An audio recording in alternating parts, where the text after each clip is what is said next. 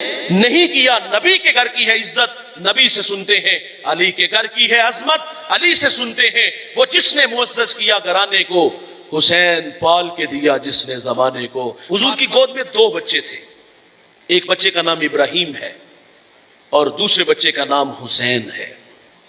حضور دونوں سے محبت فرما رہے ہیں، کبھی ابراہیم کی گال تھپکاتے ہیں تو کبھی حسین کی گال کو تھپکاتے ہیں۔ اللہ نے فرشتے کو بھیج دیا کہ جاؤ میرے نبی سے کہو کہ دونوں میں سے ایک کو رکھ لو، ایک کو اللہ مانگ رہا ہے۔ ایک طرف بیٹا، دوسری طرف بیٹی کا بیٹا۔ کتنا مشکل امتحان ہے۔ حضور اپنا بیٹا پیش کر دیتے ہیں۔ چند روز بعد آپ کے بیٹے کا انتقال ہوا تو حضور بیٹے کی جدائی میں آنسو بہاتے ہیں۔ پھر حسین ابن علی رضی اللہ تعالیٰ عنہ سے بے پناہ محبت فرمائی۔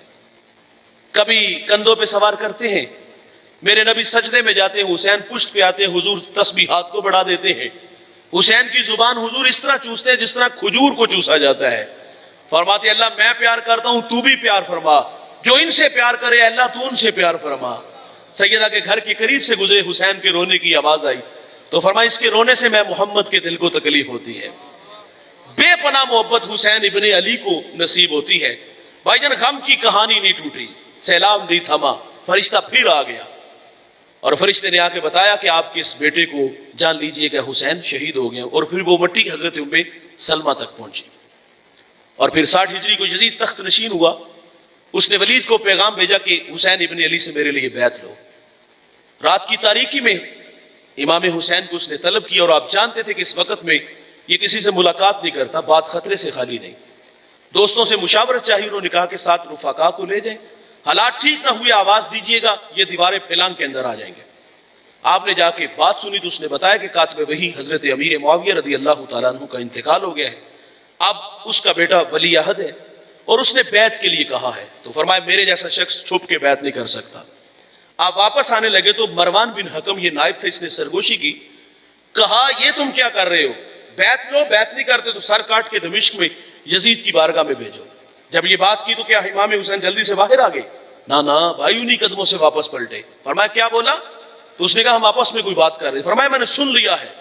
فرمایا تم جانتے نہیں میں کون ہوں؟ میری رگوں میں حیدر کرار کا خون دوڑتا ہے۔ اور پھر 2 ٹوک بات کی، یزید فاسق ہے، فاجر ہے، میں اس کی بیعت سے انکار کرتا ہوں۔ یہ بات کیا کہ گھر تشریف لائے، بہن زینب سے کہا کہ حالات ہمارے بس میں نہیں، ساری بات سنا دی اور اب تقاضا یہ ہے کہ ہم اس شہر کو چھوڑ کے مکہ چلے جاتے ہیں۔ وہ یہاں جھگڑا چاہے گا اور میں شہر مدینہ کے تقدس کو پامال نہیں ہونے دوں گا، اس شہر کو خون سے لالا زار نہیں ہونے دوں گا، تقاضا یہ ہے ہم مکہ چلے جاتے ہیں۔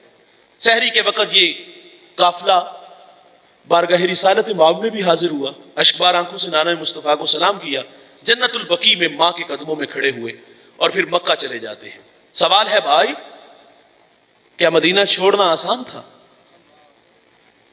آپ میں سے کئی لوگ ہیں جنہوں نے حج عمرہ کیا ہے اور صرف 8 دن کے لیے جاتے ہیں، مجھے بتائیے کہ وہاں سے پلٹنا آسان ہے؟ دل پہ ہاتھ رکھ کے پلٹنا پڑتا ہے۔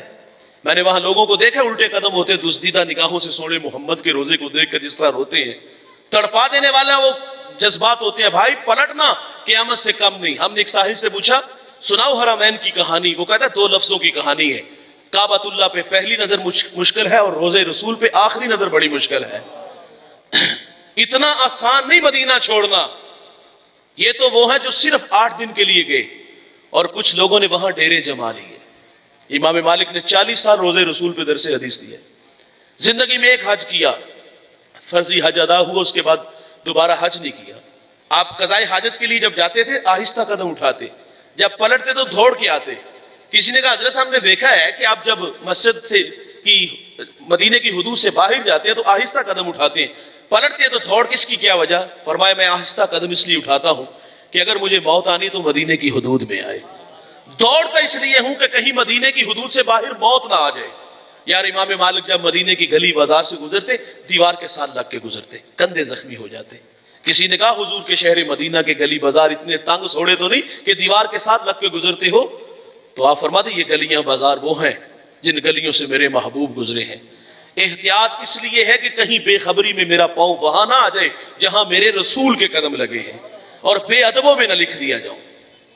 سیدنا صدیق اکبر نے وہاں دیوار کھڑی کی اور وہ دیوار آج بھی موجود ہے جہاں میرے رسول کی پیشانی لگتی تھی، مصلی کھینچ کے پیچھے لے آئے، جہاں حضور کے قدم لگتے ہیں وہاں ابو بکر کی پیشانی لگتی تھی۔ کچھ لوگوں نے ڈیرے جما لیے۔ قبلہ حضرت فرماتے مصطفی صاحب کہ میں عمرہ کے لیے گیا ہوا تھا، تو وہاں میری ایک بوڑھے سے ملاقات ہوئی، کافی دیر بیٹھا رہا، اور میں رخصت چاہتے ہوئے یہ بات کہہ کے دعا دے کے گزر گیا کہ بابا جی اللہ آپ کو لمبی زندگی عطا فرمائے۔ فرماتے یہ کہنا تھا کہ اس بوڑھے کی آنکھوں میں آنسو آ گئے۔ فرماتے میرے قدم رک گئے، میں نے تو کبھی پاکستان میں کسی کا دل نہیں دکھایا، اور یہ شہر محبوب میں میری وجہ سے کسی بات نے اس کا دل دکھا دیا۔ فرماتے میں نے رک کر کے پوچھ لیا کہ بابا جی میری کسی بات نے آپ کا دل دکھایا؟ تو وہ بزرگ کہتے ہیں کہ بیٹے مجھے مدت ہوگی یہاں موت مانگتے ہوئے، اور آپ میرے لیے زندگی کی دعائیں مانگ رہے ہیں۔ کچھ گئے ڈیرے جما کے بیٹھ گئے۔ اچھا کچھ لوگ ایسے بھی ہوں گے اس مجمع میں جنہوں نے ابھی تک حضور کا شہر مبارک نہیں دیکھا۔ کبھی ان سے پوچھو یار مدینہ کتنا تڑپاتا ہے، مدینے کی یاد کتنا رلاتی ہے۔ میرے ٹیچر ہیں سلیم دلاوری، حفیظ صاحب کے شاگرد ہیں، بہت اچھا لکھتے ہیں، صفحے اول کے شعراء میں ان کا شمار ہے۔ تخیلات میں خود کو کھینچ کے درے حبیب تک لے جاتے ہیں۔ ذرا منظر کشی دیکھی کتنی خوبصورت ہے۔ وہ کہتے ہیں آساں دے بوئے کھل دے، درداں دے ورکے تھل دے، دکھاں دے چکڑ چل دے، اکھاں چو ہنجو ڈول دے، لو لوں دا سینہ پاڑ دے، آقا جی دل نو ساڑ دے، گوتے تے گوتا کھا رہے ہیں، وہمچ ڈبدا جا رہے ہیں، دسیاں نہ چننا تاریاں، رائیاں تو پچھ پچھ ہاریاں، جتھے خدا دا نور ہے او شہر کنی دور ہے، سوچا پکاندا جاونا من وچ بٹھاندا جاونا، نقشے پکاندا جاونا، کر لے کرینا انجدا ہونا مدینہ انجدا، ویلے نڈاڈے یا نبی پلے نہیں ساڈے یا نبی، بیٹھے دراڈے یا نبی، امتی تو ہاڈے یا نبی، ہجراں دے پھنیر شوک دے، مڑ مڑ کے اے حقوق دے، آون مرادہ پک کے، قسمت لے جاون دھک کے، سونا مدینہ تک کے، بہ جاواں جسدم تھک کے، ٹھنڈی ہوا جے وگ جائے تے اکھ ذرا کو لگ جائے، کملی ذرا سرکا کے، مکھڑے تو پردہ چا کے، خواباں چ پھیرا پا کے، آقائے آکھن آ کے، راواں دی سختی جھل کے، آئے او دوروں چل کے، الفت دے ڈابو تر کے، ہو کے سلیم بھر کے، دل نو آنند آ گیا، سانو پسند آ گیا۔ اور جنہوں نے نہیں دیکھا بھائی یہ جذبات ان کے ہیں، کرم فرماؤ ساڑے تے، حبیبی یا رسول اللہ، مدینے آؤن نہیں دیندی غریبی یا رسول اللہ، اے صوف مدد کر در احمد پہ گرا دے، دربان کہیں اٹھ کہوں اٹھا نہیں جاتا۔ جنہوں نے نہیں دیکھا یہ جذبات ان کے ہیں، جو دیکھ آئے ہیں وہ بار بار کی آرزو رکھتے ہیں۔ کچھ لوگوں نے وہاں گھر بنا لیے، اور بھائی جان حسین پیدا مدینے میں ہوئے، بچپن مدینے میں گزرا، لڑکپن مدینے میں گزرا، جوانی کی بہاریں مدینے میں ہیں، اور اب بڑھاپا آ گیا۔ اتنا ہی آسان تھا چھوڑنا، لیکن چھوڑ دیا۔ آپ مکہ آ گئے۔ بات کو مختصر کر لیتے ہیں، میں زیادہ لمبا خطاب نہیں کروں گا، میرے بعد بھی شاہ صاحب کا خطاب ہے۔ جب آپ مکہ آئے تو مکہ جب پہنچے تو یہاں آپ 6-7 ماہ ٹھہرے، اور کوفہ والوں کو پتہ چلا تو انہوں نے خط لکھنے شروع کر دیے۔ بعض خط تو بڑے تلخ تھے، جس میں انہوں نے کہہ دیا کہ اگر آپ نہ آئے تو ہم اللہ کو شکایت کریں گے کہ ہمیں آپ کے نبی کے نواسے کی مدد کی ضرورت تھی اور یہ ہماری مدد کے لیے نہیں آئے۔ امام حسین خوف الہی رکھتے تھے، اور اس بات نے آپ کو اور زیادہ خوف زدہ کر دیا کہ یہ بروز حشر داور محشر کو میری شکایت کریں گے۔ تو آپ نے وہاں جانے کا فیصلہ کر لیا۔ مشورہ یہ بھی طے پایا کہ مسلم بن عقیل کو بھیج کے وہاں کے حالات دریافت کیے جائیں۔ تو مسلم بن عقیل رضی اللہ تعالیٰ عنہ بطور نمائندہ بن کے کوفہ آئے، تو کوفہ کے جو گورنر تھے وہ نعمان بن بشیر رضی اللہ تعالیٰ عنہ تھے، اور وہ محب اہل بیت میں سے تھے۔ انہوں نے کوئی مزاحمت نہیں کی۔ پہلے دن 14,000 کوفی بیعت کرتا ہے، اور آپ نے فوراً بھائی کو خط لکھ دیا کہ یہاں کے حالات سازگار ہیں اور یہ لوگ آپ کے لیے دیدہ و دل فرش راہ ہیں، آئیں اور ان کی سرپرستی فرمائیں۔ خط مکہ آ گیا، اور ادھر کوفہ کے حالات یکسر بدل جاتے ہیں۔ یزید کے جو حمایتی تھے انہوں نے خط لکھا کہ یہاں جس شخص کو تو نے متعین کیا ہے وہ تو ہاتھوں پہ ہاتھ دھر کے بیٹھا ہے، اگر چند روز اسی طرح سلسلہ چلا یہاں تیری حکومت کو خطرہ ہے، کسی ایسے شخص کو بھیجو جو یہاں کے حالات کو کنٹرول کرے۔ اس نے پھر ابن زیاد بدبخت کو بھیجا، اپنے بھائی کو اس نے پیچھے کھڑا کیا بصرہ میں، اور خود کوفہ کی طرف آیا، حجازی لباس پہنا، وہ جو مکہ مدینہ کے لوگ لباس پہنتے، چہرے پہ نقاب کیا، اور فقط یہ دیکھنے کے لیے کہ لوگوں کے دلوں میں امام کے لیے جذبات کیا ہے۔ یہ رات کی تاریکی میں داخل ہوا، لوگ سمجھے شاید کہ امام تشریف لے آئے ہیں، اور یہ سیدھا نعمان بن بشیر کے محل تک آیا، اور آپ بھی سمجھے شاید کہ امام آگے۔ محل کی چھت پہ چڑھ کے کہا میرا مشورہ ہے کہ آپ واپس چلے جاؤ۔ اس نے چہرے سے نقاب اٹھایا تو یہ ابن زیاد تھا، کہا یزید کا بھیجا ہوا ہوں۔ نعمان بن بشیر موصول ہوئے، اور مسلم بن عقیل کو بے دردی سے شہید کر دیا گیا۔ 14 نہیں 40,000 تک تعداد پہنچ گئی تھی۔ پھر اس نے ایک خطاب کیا کہ میں بچے یتیم کر دوں گا, عورتوں کے سہاگ اجاڑ دوں گا. اس نے کھلی کھلی باتیں کی, تم مجھے بھی جانتے ہو, میرے باپ کو بھی جانتے ہو, ہم پرانے اہل بیت کے دشمن ہیں.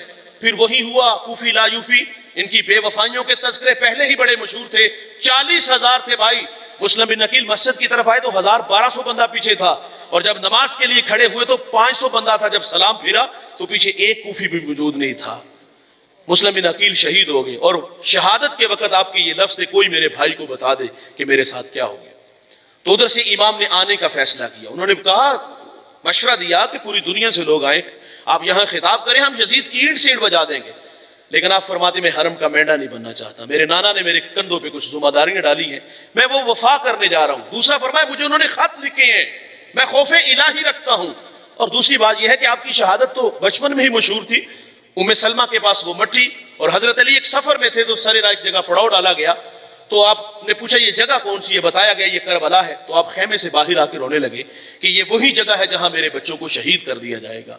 تو یہ شہادت کھینچ کے لے جا رہی تھی, اور اس بات کا خوف یہ قیامت کو اللہ کو میری شکایت کریں گے. آپ نے رخت سفر باندھا. انہوں نے عرض کیا, لیکن آپ فرماتے میرے غم گسارو, میرے جان نثارو, نہ روکو مجھ کو جانے دو, مجھے نانے کے دی کی ڈوبتی کشتی بچانے دو. میں جاتا ہوں کہ دنیا میں وفا کا نام رہ جائے, میں رہوں نہ رہوں پر عظمت اسلام رہ جائے. لوگوں اگر میں نہیں جاتا نبی کے گھر کی آن جاتی ہے, تمہارا دین جاتا ہے, میری غیرت ایمان جاتی ہے. رخت سفر باندھا, سر راہ فرزدق عرب کا مشہور شاعر. ملاقات ہوئی, حالات پوچھے, کہا دل آپ کے ساتھ ہے حضرت, لیکن تلواریں یزیدیوں کے ساتھ. آگے بڑھے تو 10,000 کا لشکر لے کے روک لیتا ہے. 1 یا 2 محرم کو یہ قافلہ کربلا میں تھا. مختصر یہ ہے بھائی, 7 محرم کو پانی بند ہوا, اور 10 محرم کو دو بدو جنگ کا آغاز ہوا. جنہیں عزتیں ملتی ہیں انہیں آزمایا جاتا ہے. یہ کربلا کی آزمائش بہت بڑی آزمائش ہے. ادھر 22,000 کا لشکر اور ادھر 72 نفوس ہیں. جنگ کا آغاز ہوا, اور مجاہدین آگے بڑھ کر اپنے اپنے حصے کا جو ہے وہ کردار ادا کرتے ہیں, شہادت کا جوڑا پہنتے ہیں. حسین اپنے مجاہدین کو اٹھا کے خیمے تک لا کے اللہ سے کہتے ہیں, اللہ حسین کا یہ بیٹا قبول فرما لے.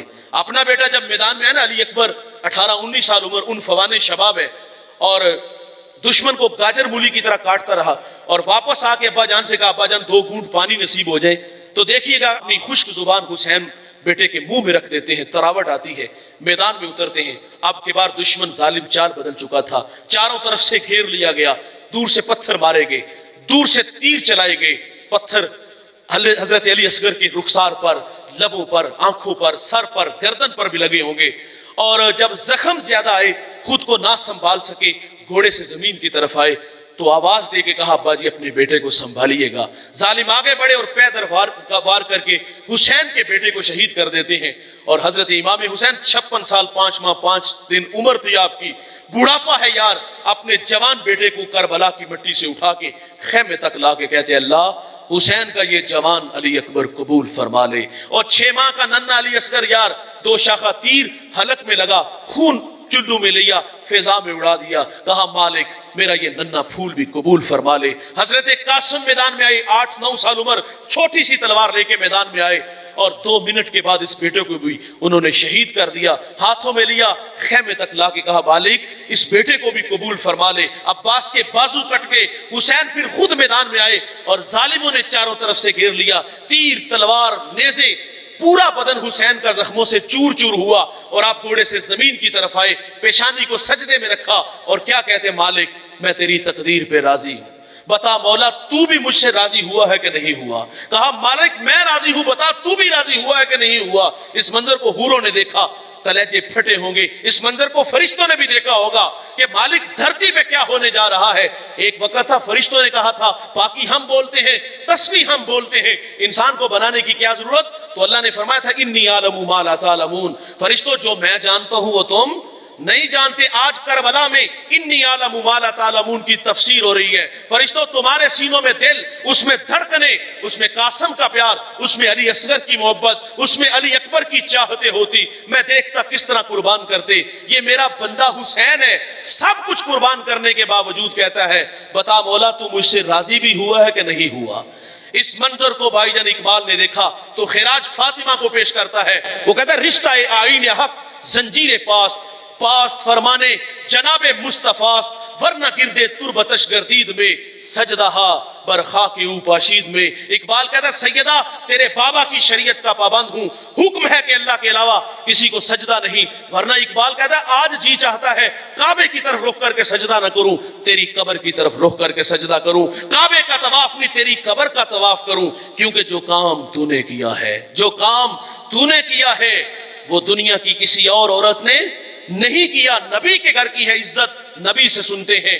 علی کے گھر کی ہے عظمت, علی سے سنتے ہیں. وہ جس نے معزز کیا گھرانے کو, حسین پال کے دیا جس نے زمانے